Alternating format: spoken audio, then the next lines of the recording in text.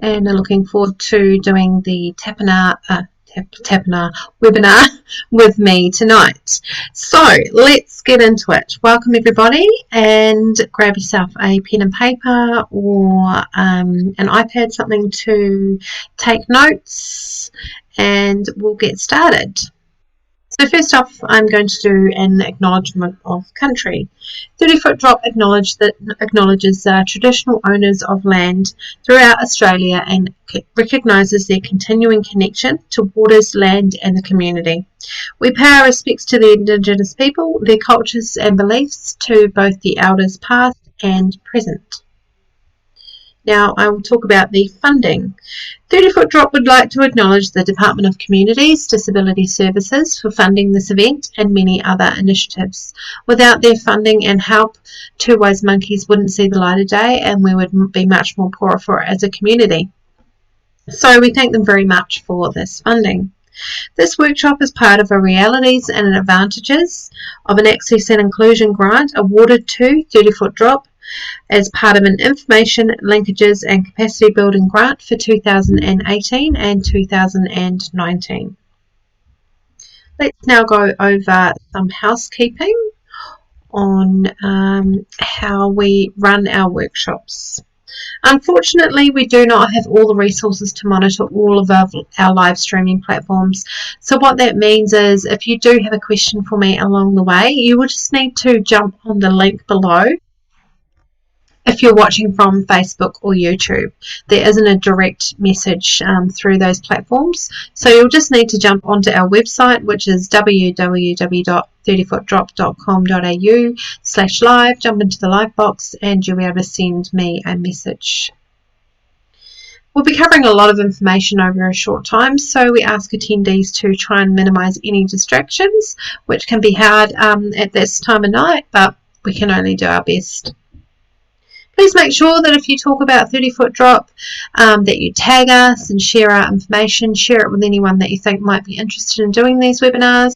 We really would love to get our information out there, and the more people that are educated on what we do, the more changes we're going to make within our communities. We'll also be recording every session, so if you find that you need to stop or you miss some of it, you can go back later and re-watch it, which is really cool. And if you've missed, say, tapping in part 1, or you've missed other parts, then everything is available on our website to then re-watch, so you won't miss out entirely.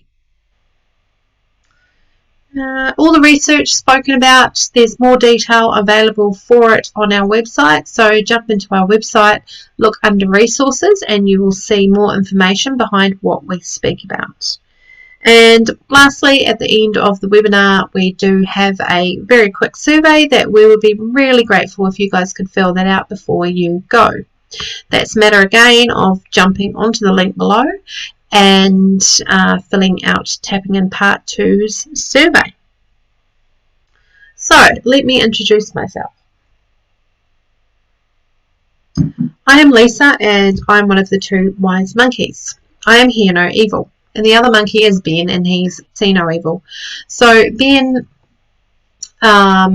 before the age of 22, he was an able-bodied person, but at the age of 22 he had an accident which put him in a wheelchair. So he's lived both sides, and through his accident he realised that people just don't know enough about people with disability, how to treat them, how to include them, and people just aren't educated. So I think at the beginning he got really angry, but then he realised, well, hang on a minute, people actually aren't educated. So he went out there and thought, I'm going to educate people, and that is why we're here today, to educate you guys. So Ben's disability is definitely more of an obvious one. You can see it. Whereas my disability is more of a hidden one. Most of my friends don't even know, unless they're watching now, that I was born 10 weeks premature, and I was diagnosed with mild dyslexia at the age of 8. Teachers used to hit me on the head, read out my low marks, yell at me in front of my classmates. Why are you so dumb? Why don't you understand? What's wrong with you? Making me feel so humiliated and want to crawl up into a little ball and die. But But despite these challenges growing up, I was determined to not let anyone bring me down. I was positive and stubborn, and I wanted to succeed and be who I wanted to be. But you know, it was still really hard. I had to go to special help before school, which I really hated doing, and it was a real battle for my parents to get me to go there, but I did it in order to try and connect all my brain back up to what some of the things that were missing. But I found my passion was in art and photography, so the more creative side of my brain. And I did really well with art and photography and everything creative to do with school, getting in the 90 percentile. And I took that path and as a career, and I got a arts diploma. I have a fine arts diploma as well, where I can work with museum grade artwork. I've worked all around the world in art galleries, organised exhibitions, marketing, catering, had my own exhibitions, been a framing manager where I've overseen the whole workshop, all sorts of picture framing, all of that stuff, which I really, really love because it's hands-on and you get to see the finished product, and I'd help people choose colours and frames and all of these things to frame their beautiful artwork. Anyway, it's taken me all around the world, and I guess my message is to you guys today: don't let anyone bring you down. You'll have something that you're good at, and it's just a matter of finding it and following that path. And you know, it doesn't matter that we're not the most amazing mathematician or the most amazing speller in the world. You'll still have something that you're good at. Just please hold on to that, and hold on to the hope that you will get there, and don't let people bring you down about your disability or your impairment. So when we look at the monkeys, there's normally 3 wise monkeys. We have see no evil, we have hear no evil, and where is speak no evil? We do have a speak no evil behind me, which is available to purchase in black and white from size 5 to size 5XL adult size. But who is speak no evil? Tonight I ask you, who is speak no evil? It is you guys. So the aim of tonight's workshop is to turn you into that wise monkey. You'll begin on a journey of realizing that, impairment or not, we are all human and deserve to be treated and acknowledged in the same way as everyone else in the community. Such an important message. We all need to be treated equally. So I'm now going to go over the outline and method of tapping in part 2 tonight's workshop. Excuse me. How are we going to get you started on the path of a wise monkey? Well, there's a lot to learn about people with impairment and how to employ these amazing people within your business. First up, we're going to look at the disability employment services, what they are and how they can help your business. After that, we will go through 5 tips on how you can prepare your business to employ people with a disability or impairment. To finish up, we'll go over and have an open forum where anyone could ask any questions and we can talk about those questions. But please feel free along the way, if you do have any, to send me some by following that link below. So how are we going to cover this? What will our teaching method be? The answer is fun, open, honest discussion. If we can't be open and honest about disability and impairment with ourselves, with our family, with our community, then things aren't going to change. We need to let people know what we need. We need to let people know if you didn't feel included or invited or welcome into their business. So we need to get the messages out there and help to educate each other. So you'll notice as well that there's very little written content on the slides, and that's so that we can all interact with each other and so that it's easy for you to follow and get what's going on. And we also don't believe in death by PowerPoint. We don't believe in too much information where you're trying to keep up with the screen and it's boring. So in saying that, let's get into it. First up, I'm going to talk about some terminologies that a lot of people get mixed up. And that is the difference between disability and impairment, and access and inclusion. So an impairment is an injury, illness or congenital congenital condition that causes or is likely to cause a loss or difference of physiological or psychological function. In short, your impairment is your medical diagnosis. So my medical diagnosis is that I have mild dyslexia. A disability, on the other hand, is the loss or limitation of opportunities to take part in society on an equal level with others due to social and environmental barriers. It is, as the word implies, something that makes you unable to access or participate in something. Disable, unable. So a example for me, someone with a learning disability or another kind of learning disability. Too much wording, complex information, stylized script can sometimes make it hard for people with dyslexia to understand, meaning that they're not getting the right information that they need to use your business or service. And this is especially important to know because, yes, some people's impairments are hidden. And if it's hidden and your business is a bit complicated or your website is hard to navigate, all sorts of things, then those people with the hidden impairments are potentially walking away from your business and you're losing money. So you need to make sure that your business is easy to understand so you don't lose them as customers. So next we will talk about access and inclusion. Access refers to the removal or reduction of physical barriers to participate in activities and functions of a community. At its core, access focuses on the physical world around us and can be assessed with a checklist. So, if you own a cafe or a restaurant, you need to check, are your door frames wide enough for someone in a wheelchair or someone that uses a mobility scooter? Are the ramps good enough for someone with a mobility scooter? Are your door handles at a level, or are they easy to turn and open? So it's all these little things that many of us probably don't even think about, but would make such a big difference to someone with in a wheelchair or with an impairment. So lastly is inclusion. Inclusion is more of a psychological state of being and is a process whereby every person, irrespective of their age, gender, sexuality, nationality, or religion who wishes to, can fully participate in all aspects and services of a community, just the same as everyone else. It's making sure that every single person, no matter how they appear, where they're from, their sexual preference, their religion, they're all included within your business. And you need to make sure that, yes, I am inclusive and I'm not discriminating against anyone, no matter how they appear, how they look. And that is so important because it would not feel good to go to a restaurant and be told that, oh, hang on, yeah, you're a paying customer, but you have to go through the kitchen to get into the restaurant. That is not inclusive. That is uncomfortable for the person in the wheelchair and also for the people working in the kitchen. It's unexpected. They don't know that this person's coming through. It's just, they're paying customers. They deserve an equal right and to be included just like every other paying customer. So hopefully that makes sense to everyone, and you can go away and think about whether your business is accessible and inclusive.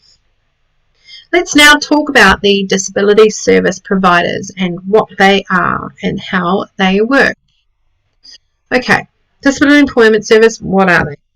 Disability employment services help people with a disability find and keep a job. Providers of disability employment services are called DES providers for short. Through DES providers, people with a disability, injury or health condition may be able to receive assistance to prepare for, find and keep a job. How awesome is this, and who here didn't even know that there was such a thing called DES providers? I'm hoping there's some of you and that you will get a lot out of tonight's webinar.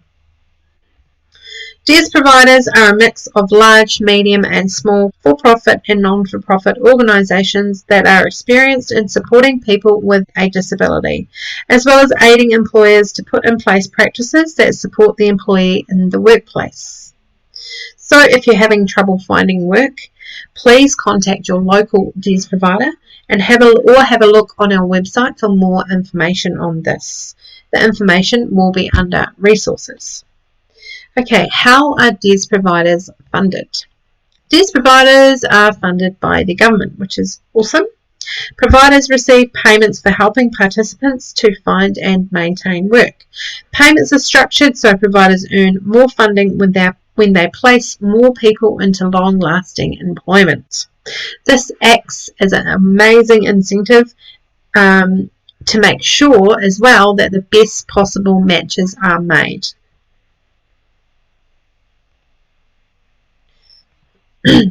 Now we're going to go over the 3 services that the DES providers offer. And first up, we're going to talk about job matching. How do DES providers make sure they find the right match? It's all about understanding both parties. And the DES provider is the link between the two. DES providers will help and find the job seekers or the candidates, career history, aspirations, will help understand their barriers and work with those. They will work with the employee by exploring their capabilities and qualities.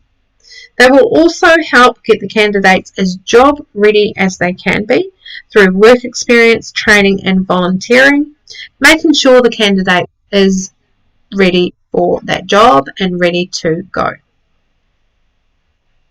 DES providers will help the employer understand the employee and the employer, will help the employer understand the new business's business needs, describe and discuss the business dynamics, and create a suitable role. Once the employer and the employee fully understand both sides, they then match them with a job that meets both the parties' needs. So this is really important to know, because you're not just getting someone that doesn't want to do that particular job and the employer is not forced into employing this person. You work together with the DES provider, the employer and the employee, and find a suitable job that will match and make both parties happy. Okay, where do these clients come from? These candidates are not forced into employment. So in saying this, you haven't got someone that doesn't really want to be there. They're already actively looking for work through the DES provider. And they come to the DES provider in a number of ways, which are word of mouth, self-referral following a discussion with a team member, friend or family member, self-referral after exposure to advertising and social media platforms, referral from a health professional, community agency or school, referral from Centrelink or another government agency, self-determining move from another provider, community talks, community help desks and pop-up shops, discussions with health and community agencies, employment forums and expos, and of course now our webinars tonight. So if you didn't know about them, you do now. So there's so many ways that employees can come to the DES providers. So there's lots and lots of ways, meaning that there's probably a lot of people out there looking for jobs, which is awesome. Okay, now we're going to go over role creation and job carving. What is it? Okay, it's all about improving the business's efficiency. Who doesn't want that? Finding tasks that can be done by less qualified and cheaper, the less qualified and which is cheaper also, allowing the more qualified to carry on with work and be more productive. Let's show you an example of this. There are 4 mechanics employed at a workshop. They spend at least 30 minutes each day cleaning up the workshop. During this time, they are not creating profit and costing a total of 2 hours wages at full mechanics costs. Employing someone to come in for 2 hours a day at a lower rate will allow the mechanics to continue generating profit for your business. And how amazing would it feel to you as a business owner to know that you have given someone a chance at the job they have really, really been wanting? You'll also be saving money at the same time and still generating profit. So if you are looking for that employer or employee, please head over to your local DES provider in your area or region. Right, okay, support. How will they support us? As well as job matching and role creation, DES providers also offer the following 2 free services. These are candidate support and application assistance. So you're not left on your own to try and sort it all out. The DES provider will try and do as much as possible so that the person is just pretty much turning up to the business and ready to go at your job. You don't have to do much. Okay, candidate support. DES providers support their candidates in their role by regular on and off site visits, where they ensure the candidate continues understanding the employer's expectations and needs. They also look for any requirements for assistive technologies for both parties, which is awesome, and they monitor developing requirements to maintain performance. They also deal with any questions or issues swiftly, and most DES providers are going to be contactable outside of office hours. So you've got that help there. If you've got an issue with your employee or the employer, everyone is supported. Go to that DES provider, buddy, whoever it is, and let them know what's going on and figure out a way to meet in the middle and make changes if you need to make any changes or go over any issues. Okay, the application support. DES providers will provide free assistance with the following applications. These are wage subsidies, workplace modifications via job access, and both these subsidy sources are covered in Tapping In Part 1. So if you missed Tapping In Part 1, it is recorded. I recommend you watch yesterday morning's one with Ben, because last night I had a few interruptions by my sweet little daughter. So please watch yesterday mornings unless you want to be interrupted. Watch yesterday mornings, and that will go over the modifications and subsidies that are available through job access. Now, how do you get started? Please get in touch with your local DES provider. Provide them with the required information and then employ a matched candidate. The DES provider will provide the following. They will gather the required evidence for starting and organising the employee. They will also fill out the paperwork and any other requirements in order to proceed with that employment. And how stressful would it be for both of you to know that you don't particularly have to fill out the paperwork? It's over to the DES provider and they'll sort it all out for you. I know a lot of business owners would be put off that because they don't have the time or they don't know how to fill it out properly or such and such, or how it works. But knowing that there's someone that will organise all of that for you, and it's just a matter of saying, yes, I would like to employ someone, and signing the dotted line. It really is so good that they're offering so much help, and there's incentive to make it work. Okay, now we'll talk about preparing your business. So now that you have committed to employing someone with a disability or impairment, what's next? Here are 5 tips to get you started to ensure your new employee reaches their full potential. Candidate selection is first off. As with all hiring, it's important to get the right match. A person's disability may be quite irrelevant to the kind of work required, which means people with a disability are employed all across the board. Using a DES provider will give you access to a far wider talent pool, along with objective and relevant advice when making your selection. Number 2, disability awareness training. Many people are apprehensive about dealing with a new team member living with a disability or impairment. Conducting targeted training for your staff can address these questions and help people be confident with their new colleague. This promotes positive attitudes and teamwork and ensures everyone is treated equally and fairly.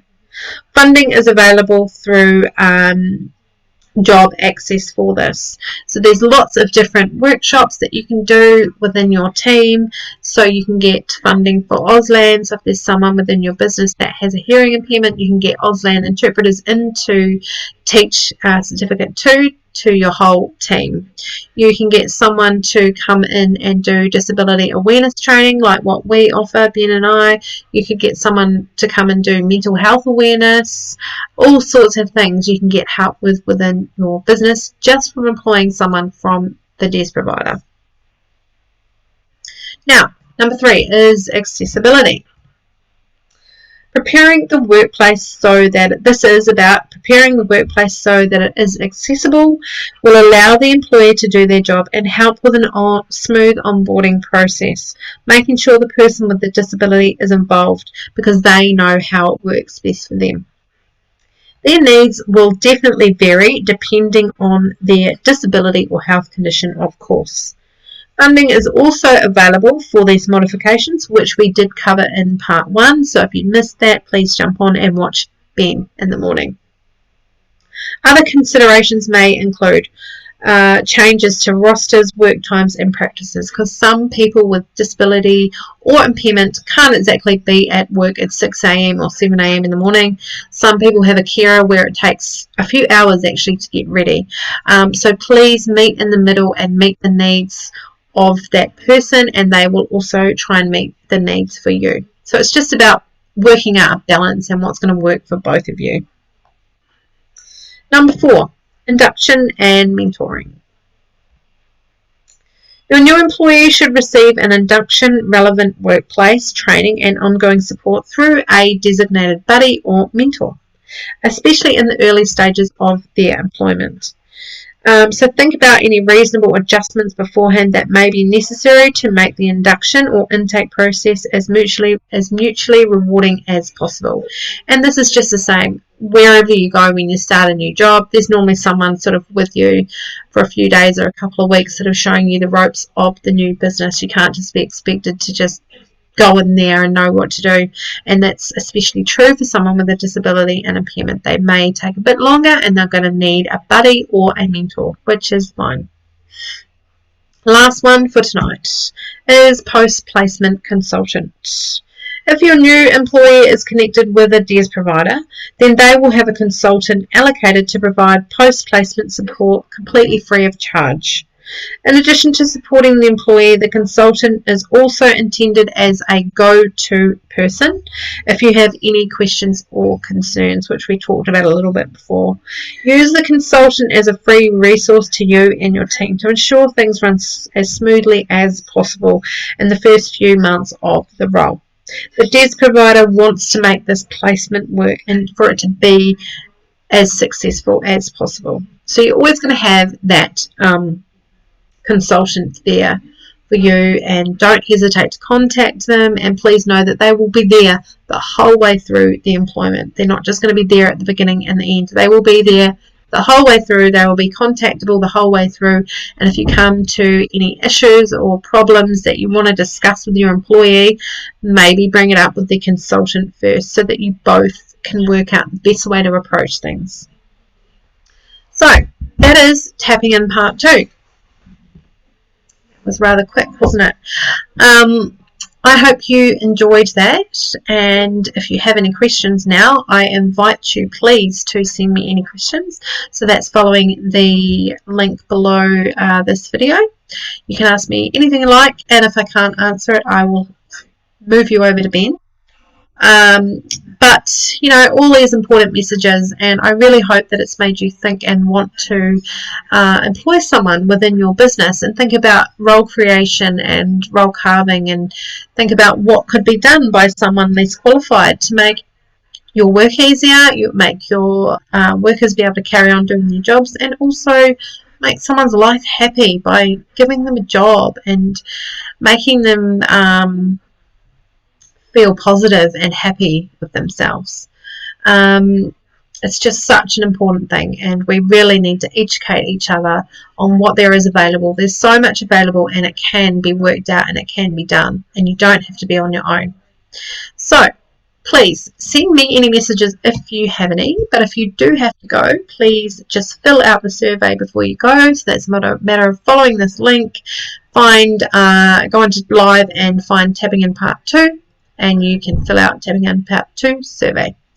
I will be back in a few minutes to answer any questions. Other than that, I will see you all tomorrow for tapping in part 3.